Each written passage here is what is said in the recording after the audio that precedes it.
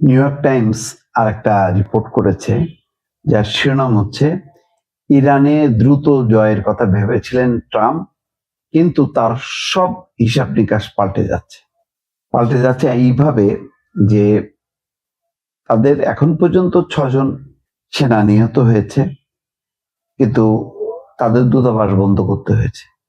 সেই সব জায়গা থেকে আমেরিকার সমস্ত নাগরিকদের চলে আসতে বলা হয়েছে মধ্যপ্রাচ্যের দেশগুলো থেকে, 14টা দেশ থেকে। ইরানের এখন বলতে গেলে হামলা এমন ব্যাপকতা লাভ করছে যে চ্যালেঞ্জের মধ্যে পড়ছে ট্রাম্প।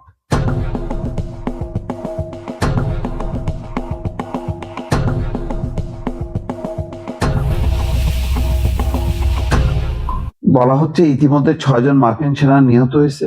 উপসাগরীয় অঞ্চলে মিত্র দেশগুলো হামলার মুখে পড়েছে। ট্রাম্পের কারণে যে আরব দেশগুলো এখন হামলার মুখে পড়ছে। এখন ধরা যাক যদি কোনো কারণে আমেরিকা মনে করে যে না থাক আমি চলে যাই বা মিডল ইস্ট ছেড়ে, তখনই আরব আমিরাত, কুয়েত, কাতার, জর্দান এদের অবস্থা হবে কি কল্পনা করেন? তো নিমেষে ইরান এদেরকে গিলে খাবে। শেয়ার বাজার টালমাটাল হয়ে গেছে, গ্যাসের দাম বাড়ছে, জ্বালানির দামও বাড়ছে।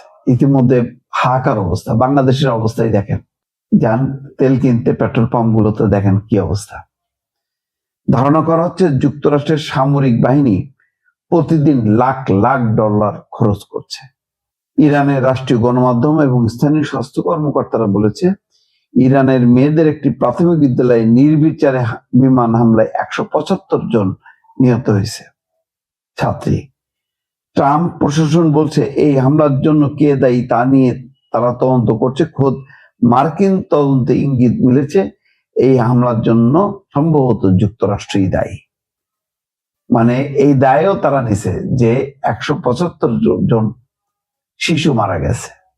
এখন পর্যন্ত কোনো মার্কিন স্থল সেনা ইরানের অভ্যন্তরে ঢোকেনি।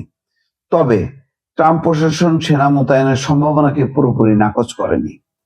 মার্কিন প্রতিরক্ষামন্ত্রী পিট হেগসেট বুধবার ইঙ্গিত দিয়েছেন এই সংঘাত হয়তো অল্প সময়ের মধ্যে শেষ হবে না। সাংবাদিকদের হেগসেট বলেন, আমরা গতি কমাচ্ছি না, বরং আরো বাড়াচ্ছি। হেগসেট আরো বলছে, আজই আরো বোমারু বিমান এবং যুদ্ধ বিমান এসে পৌঁছাচ্ছে। গত শনিবার থেকে ইরানের বিরুদ্ধে নতুন দফায় আগ্রাসন শুরু করেছে যুক্তরাষ্ট্র। তো যাই হোক, এখন তারা মনে করছিল যে তাদের এই পরপর যে কিছু অভিযান সফল হতে, বিশেষ করে ভেনেজুয়েলার প্রেসিডেন্ট নিকোলা মাদুরোকে যেভাবে তারা আটক করছে, তারা মনে করছে যে একইভাবে তারা এদেরকেও কাবু করতে পারবে। ইরানের পারমাণবিক স্থাপনাগুলোতে তারা হামলা চালাইছে, ইরান কিছু বলেনি। ইয়েমেনের হুতি যোদ্ধাদের লক্ষ্য করে হামলা চালাইছে। ক্যারিবীয় অঞ্চলের সন্দেহভাজন মাদকবাহী নৌযান ধ্বংস করছে। সন্ত্রাস বিরোধী অভিযানের অংশ হিসাবে ইরাক, নাইজেরিয়া এবং সোমালিয়ার বিভিন্ন লক্ষ্যবস্তুতে তারা হামলা চালাইছে। এইসব অভিযান দ্রুতই শেষ করা হয়েছিল। ট্রাম্প প্রশাসনের দৃষ্টিতে এসব অভিযান সফল ছিল। এতে মার্কিন নাগরিকদের প্রাণহানি বা অর্থ ব্যয়ের পরিমাণ ছিল খুব কম। তার মানে এইসব হামলার মধ্য দিয়ে তাদের একটা আত্মবিশ্বাস জন্ম নিছে যে ইরান হয়তো একদম খুব দ্রুতই কাবু হবে।